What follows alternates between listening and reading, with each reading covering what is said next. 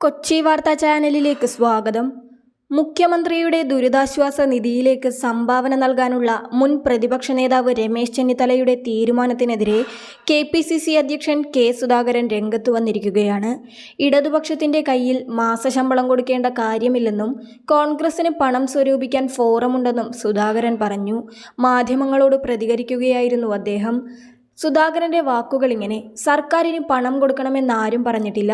പാർട്ടിക്ക് അതിൻ്റെതായ ഫോറമുണ്ട്. പാർട്ടിയുടെ എല്ലാ ഘടകങ്ങളും വയനാടിന് വേണ്ടി പ്രവർത്തിക്കുന്നുണ്ടല്ലോ. അങ്ങനെ പണം ഇടതുപക്ഷത്തിന്റെ കയ്യിൽ കൊടുക്കേണ്ട കാര്യമൊന്നുമില്ല.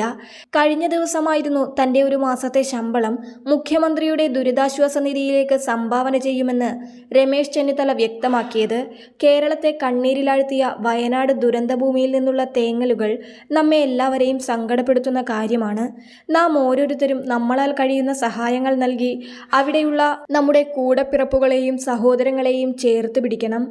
MLA എന്ന നിലയിൽ എൻ്റെ ഒരു മാസത്തെ ശമ്പളം മുഖ്യമന്ത്രിയുടെ ദുരിതാശ്വാസ നിധിയിലേക്ക് നൽകും. ഈ ദുരന്തത്തെയും നമ്മൾ അതിജീവിക്കുമെന്നായിരുന്നു അദ്ദേഹത്തിൻ്റെ കുറിപ്പ്.